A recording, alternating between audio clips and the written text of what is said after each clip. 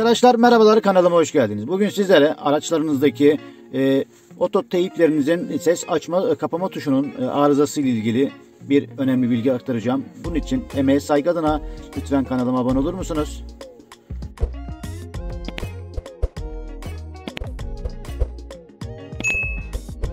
Oto teybinizdeki şu ilgili ses düğmesinin açarken veya kapanırken birden açılması veya birden kapanması. Yani siz bunu yavaş yavaş yapsanız bir anda örnek olarak sıfırdan 40 veya 50 volüme, yani ses düzeyine bir anda çıkması veya bir anda sesin kapanırken düşmesiyle ilgili problemden bahsedeceğim arkadaşlar. Bunun için öncelikle yapmamız gereken nedir? Bir tane pas sökücü ve yağlayıcı, yani herhangi bir marka olabilir. Bunu ne yapıyoruz arkadaşlar? Ses açma kapama düğmesini biraz kıstırırken bu şekilde biraz abanıyoruz arkadaşlar. Yani şu arayı biraz açarak bu taraftan birkaç fıs fıs fıs diye bir şeklinde ne yapıyoruz? İçine akıtıyoruz. Daha sonra böyle sağa sola yapa yapa ne yapıyoruz arkadaşlar? Bakın.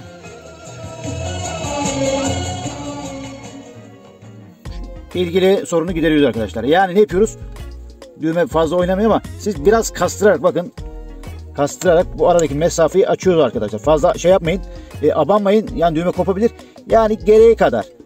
Bakın biraz. Bir santim şeklinde olabilecek şekilde. 1-2 santim en fazla. Burayı açıyoruz. Çapraz şekilde arkadaşlar. Buradan içeri fısfıslıyoruz. Yağ sökücü ve yağlayıcı. Pas sökücü ve yağlayıcı ürünümüzü. Yani bu herhangi bir marka olabilir arkadaşlar.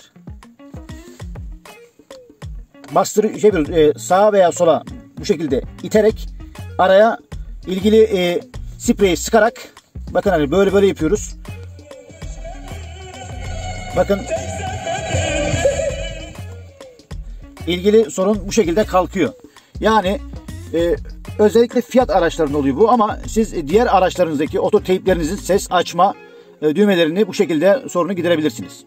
Ekstra olarak diğer tuşlarınızda da aynı sorun varsa arkadaşlar, bazen basıyor bazen basmıyorsa, tekrar ne yapıyoruz? Biraz alttan veya üstten ne yapıyoruz? İttirerek arkadaşlar araya fısfıslıyoruz arkadaşlar. Yani herhangi bir düğme de olabilir. Bu şekilde ilgili iletkenlik sağlandığı ve oradaki aşınma gittiği için arkadaşlar ne oluyor? Bakın. Yani ses kademeli şekilde gidiyor arkadaşlar. Normaldeki kademesiz şekilde bir anda fırlayan veya bir anda düşen ses ritimleri, ses seviyeleri bu şekilde giderilmiş oluyor. Fazla tuşları abanmamak şartıyla araya pas sökücü ve yağlayıcı sıkıyoruz arkadaşlar. Bu şekilde gideriyoruz. Yani bu sorun bu şekilde çözülmektedir. Tabii ki takdir ve tedbir sizden arkadaşlar. Ona göre ben ilgili sorunun çözümünü size bu şekilde paylaşıyorum. Kanalıma abone olmayı, yorum yapmayı ve bildirim zilini açmayı unutmayın. Şimdiden emeğe saygı adına teşekkür ediyorum arkadaşlar. Görüşmek üzere.